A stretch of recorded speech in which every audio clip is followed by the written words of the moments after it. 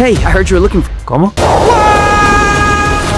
বিশ্বজুড়ে ফুটবল প্রেমীরা মুগ্ধ লিওনেল মেসির পায়ের জাদুতে।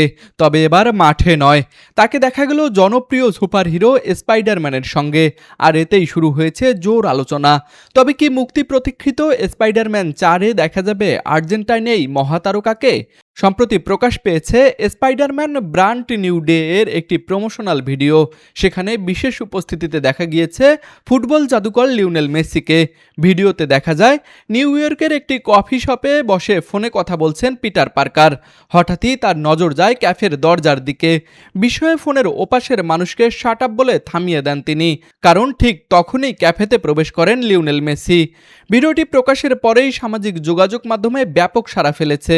নেটিজেনরা মন্তব্য করছেন, স্পাইডারম্যানের সঙ্গে মেসির এই ক্যামিও যে কোনো সিনেমার প্লট টুইস্টের চেয়েও বেশি চমকপ্রদ।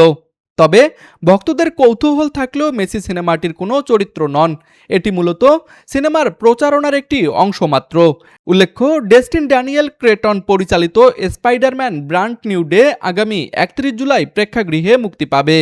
তুষার আচার্য, বিনোদন ডেস্ক, RCTV।